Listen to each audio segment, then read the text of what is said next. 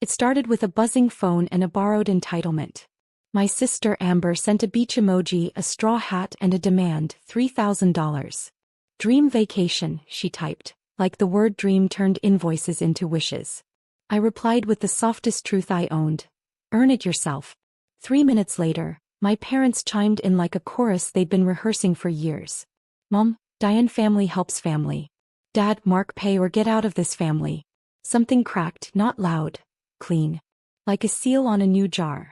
I stared at the screen, at decades of me covering bills and swallowing comments, and felt a new muscle flex where fear used to live. My name is Lila Monroe. I am 25 years old, and last Thursday my parents tried to charge me admission to the family I already paid for with my silence. If you're watching this, drop a comment. Have you ever been told love has a price, and the receipt had your name on it? Hit like and subscribe, because tonight is the night I found a button I didn't know I had. I sat at my kitchen table under a tired pendant light and opened every tab I'd ever opened for them. Cell plans, streaming bundles, warehouse membership, gym add-ons, the emergency credit card I'd set up when Dad's truck needed brakes and somehow never got removed from my wallet. My cursor hovered. I heard Amber's voice from last Christmas. There's no point in you buying gifts. Just send me cash, and Mom's reply. She knows her role. I laughed once quietly. Then I pressed cancel. Cell plan, cancel. Streaming, cancel. Gym add-ons, cancel. Emergency card, frozen. The shared gas account they forgot to unlink when I moved out, closed. Each click was a boundary learning English. Break time equals, // Backstory fast and honest. Mom Diane, boutique owner. Loves appearances, hates accountability. Dad Mark, former contractor. Lectures about grit. Texts invoices to his daughter. Amber 23, influencer in theory. Captions not paychecks. Aunt Rose, night shift nurse. Quiet backbone, shows up with soup and truth. At 1:12 a.m. my phone lit up. Payment failed on the family plan. Then a second. Your household membership has ended. I poured tea and waited for the part where they'd notice. By 1:34 a.m. Mom was calling. By 1:36 I let it go to voicemail. I looked at the clock and whispered to the empty room, by 8:30 you'll understand. Because pressing cancel wasn't revenge. It was an audit. And at 8:30 the next morning, the first doorbell rang. The doorbell didn't just ring, it insisted.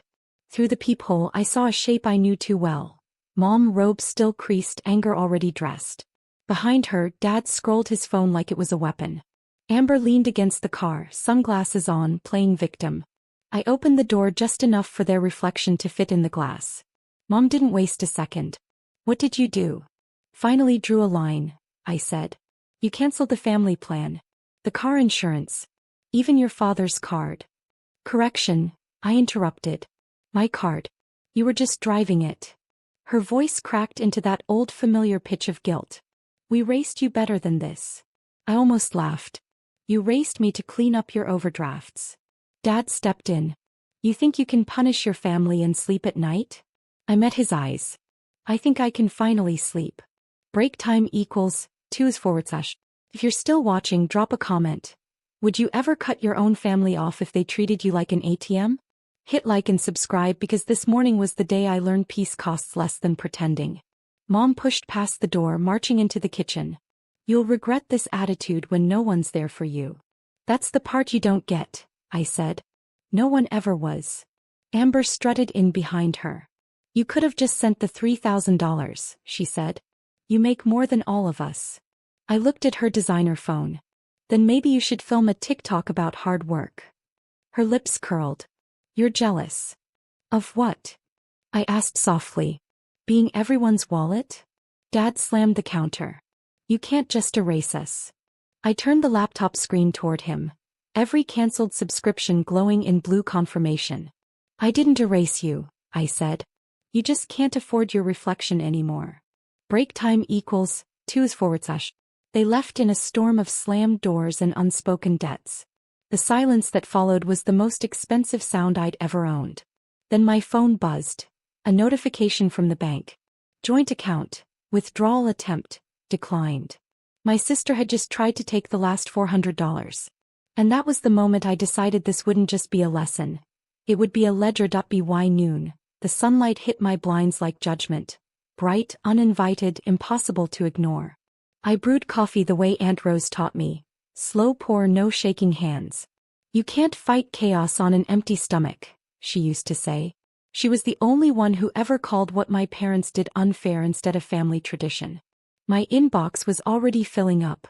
Dad, fix the account before we call the bank. Mom, you've embarrassed us.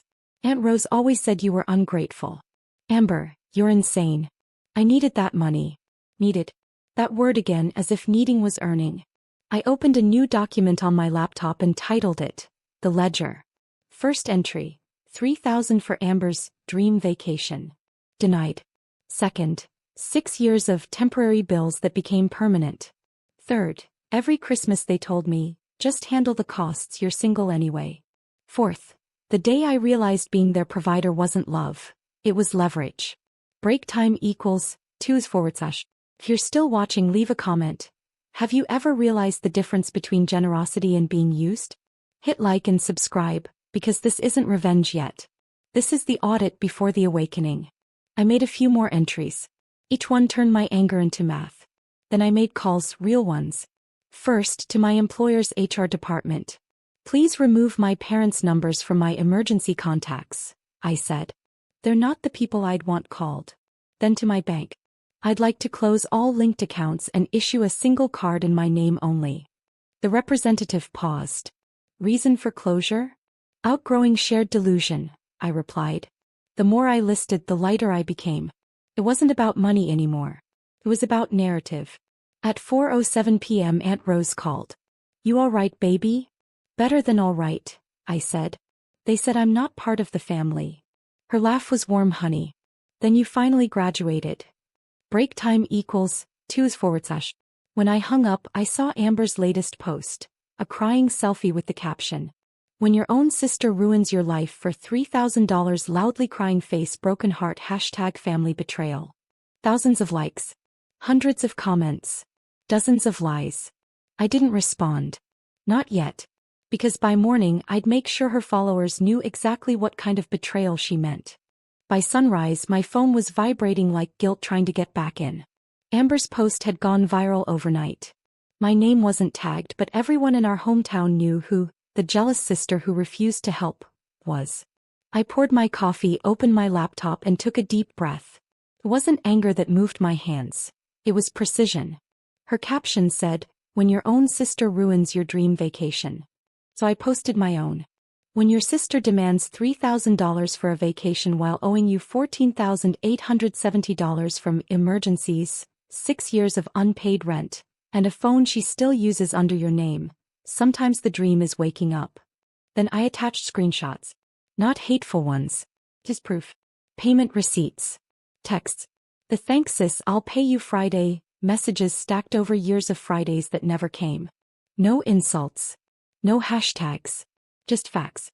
Break time equals 2/. If you're watching this, comment below. Have you ever kept every receipt just waiting for the day truth would need witnesses? Hit like and subscribe, because sometimes exposure isn't cruelty. It's clarity with documentation. The post sat for exactly 4 minutes before the storm began. Her followers split into 2 camps. #Team Amber, claiming family money doesn't count. And #Team Lila, asking, how do you still owe your sister 5 digits and ask for more? Mom called. I declined. Dad texted, delete it before this gets worse. I typed back, you mean before people find out how much you borrowed from me too? No reply. Amber tried posting another story. She's lying. Until I dropped the date-stamped screenshots of her flight bookings on my credit card. Her account went private in under an hour. Break time equals 2/. At lunch I got a text from Aunt Rose. You didn't just burn the bridge, baby. You built a toll booth. That made me laugh. But the laughter carried something else underneath. Exhaustion. It wasn't about being right anymore. It was about ending the cycle. Then came the email that changed everything. Subject, joint property alert, attempted sale detected. Amber had just tried to sell something that wasn't hers. The email came from a real estate portal I'd almost forgotten existed. The one for my parents' second home, the house I'd been helping pay for since I was 19. Apparently someone had listed it for sale. And the contact name? Amber Monroe. I called the agent directly. This property belongs to my parents, I said. He paused. The file lists 2 contributors, one with partial financial stake. That's you, correct? Lila Monroe. Yes. Then legally it can't be sold without your consent. I thanked him, hung up and stared at the wall. The air felt heavier than heat. It was realization. They hadn't just used me, they'd been building comfort on my credit. I opened the old spreadsheets. Payments, wiring transfers, my name buried in tiny footnotes marked temporary family loan. 5 years of installments. $26,000. All hidden under phrases like, we'll pay you back after Amber's degree, once Dad's back on his feet. Family doesn't keep score. Turns out family had been keeping score. They just made sure I never saw the scoreboard. Break time equals 2/. If you're watching this, drop a comment. Have you ever discovered the fine print your love was written in? Hit like and subscribe, because this isn't revenge yet. It's revelation line by line. I called Aunt Rose. They tried to sell the house, I said. She went quiet. Sweetheart, you have proof, right? I have receipts. All of them. Good, she said. Then don't argue. Let the paper speak. That night I wrote a single email, addressed to Mom, Dad, and Amber. Per legal advice, this message serves as notice. I revoke all shared authorizations, financial or otherwise. Any further attempts to sell property or access joint funds without my approval will be reported as fraud. Peace, you said I'm out of the family. Let's make that official. Then I attached copies of every bank statement, invoice, and transfer. Break time equals 2/. I didn't hit send yet. Not because I doubted it, but because I wanted silence to feel its own weight first. At 10:47 p.m. my phone buzzed again. Her message was short. You don't understand what you've started. I smiled sadly at the screen. Oh Mom, you have no idea what I'm finishing. By morning the group chat name had changed. From Family Updates Red Heart to Emergency Call, now. The irony almost made me laugh. Last week they said get out of this family. Today they were scheduling a conference like shareholders in panic. At 9 a.m. sharp the video call began. Amber's square popped up first. Messy bun, fake tears. Mom's face followed, stern, powdered, rehearsed. Dad appeared last, silent but simmering. I unmuted. Morning. Mom wasted no time. You've gone too far, Lila. Posting online, canceling accounts, threatening legal action. I didn't threaten, I interrupted. I clarified. Amber sniffed. You humiliated me in front of everyone. I tilted my head. You humiliated yourself with lies. I just provided context. Dad finally spoke. You're tearing this family apart. I looked directly into the camera. No. I'm just removing the glue that was made of guilt. Break time equals 2/. If you're still watching this, drop a comment. Would you ever sit in a family meeting where you're the only one telling the truth? Hit like and subscribe, because this isn't drama. It's documentation. Mom leaned forward, voice low and trembling. You've made enemies, Lila. The relatives are talking. Let them, I said. Maybe they'll finally understand where the money went. I clicked share screen and pulled up the ledger. Line after line, transfers, credit card statements, the loan for Amber's tuition, the $1,200 labeled Dad's emergency trip, the $2,800 boutique inventory Mom borrowed. The screen was silent for a full 30 seconds. Amber tried to speak. This isn't what it looks like. It's exactly what it looks like, I said. Because I stopped editing your story. Mom's jaw tightened. You've become cruel. No, I said calmly. I've become accurate. Break time equals 2/. I watched Dad rub his temple, his voice small. So what now, Lila? You want us to pay you back? I don't want repayment, I said. I want recognition. You told me I was out of the family. I'm just giving you what you asked for. Amber rolled her eyes. You're ridiculous. I smiled faintly. Maybe. But I'm also debt-free. I ended the call before anyone else could speak. Seconds later my phone buzzed. A new message from Aunt Rose. They're furious. But proud of you. I am. I smiled. Pride's contagious, Aunt Rose. Then a knock at my door. When I opened it, it wasn't a person. It was a legal courier. The courier handed me a thick white envelope stamped urgent. Family affairs. He didn't look me in the eye, just asked for my signature. When the door closed, the silence in my apartment went still, like even the air wanted to listen. I opened it carefully. Inside, a formal notice. A letter from my parents' attorney. You are hereby instructed to cease public defamation of your family members and to refrain from sharing any private financial documents. Failure to comply may result in civil action. They'd gone legal. The family who once called me the smart one had turned me into an adversary. Break time equals 2/. I called Aunt Rose. They sent me a cease and desist, I said, half laughing. Let me guess, she said. They can't afford a lawyer but found one when ego was on sale. Her humor steadied me. Rose, what should I do? Simple. Respond truthfully. And remember, truth doesn't need permission. So I sat down and wrote my reply. Precise. Undeniable. Dear counsel, your client's accusations are noted. However, every statement made was factual, supported by records your clients themselves benefited from. If further contact is required, please redirect all communication through my attorney. Best regards, Lila Monroe. I CC'd the bank, the property lawyer, and for good measure, Amber's sponsor brand, the one she bragged about working with. If they wanted to make this public, I'd just make it accurate. Break time equals 2/. If you're still watching this, leave a comment. Would you ever be brave enough to hit send on the truth? Don't forget to subscribe, because this wasn't about revenge anymore. It was about reclaiming my own signature. That evening I went for a walk. The city lights blinked like reminders. You did this for peace, not power. Halfway down the block my phone buzzed again. A message from Dad. We got your letter.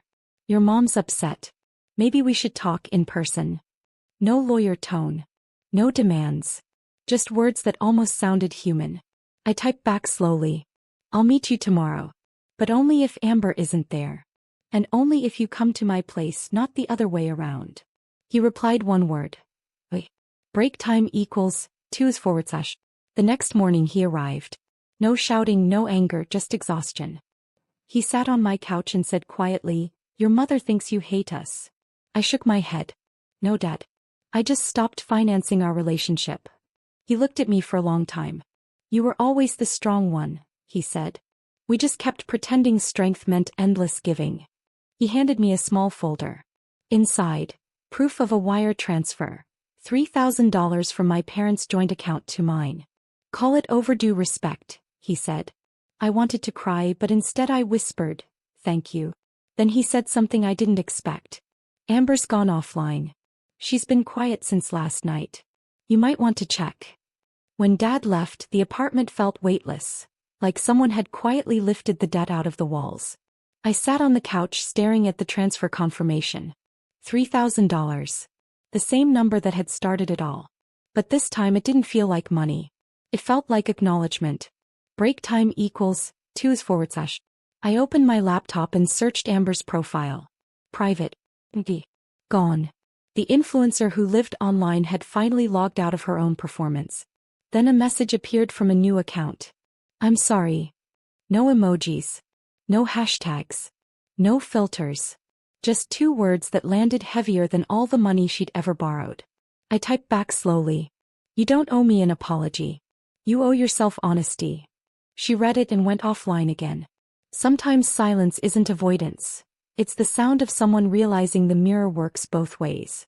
Break time equals 2/. If you're still here watching this, tell me, have you ever stopped saving people who refuse to save themselves? Drop a comment, hit like and subscribe. Because this isn't a story about money anymore. It's about credit and who truly deserves yours. A week later my phone buzzed with another bank alert. Incoming transfer. $14,870. Memo. Repayment. The exact total from the ledger. I sat still for a long time before I smiled. Then I did something simple, something no one in my family had ever done before. I sent half of it to Aunt Rose. And in the memo line I wrote, for everything you never charged me for. Break time equals 2/. Later that night I opened a fresh page in my notebook. At the top I wrote New Ledger. Underneath, Trust earned, not assumed. Boundaries are not betrayal. Love never requires receipts. The city outside was quiet. Peace doesn't make noise when it finally arrives. It just sits beside you like it's been waiting all along. I turned off the light, the glow from my phone fading to black, and whispered to myself. They sent me $3,000 once to silence me. But I sent them silence, and it cost everything. Freedom doesn't need permission.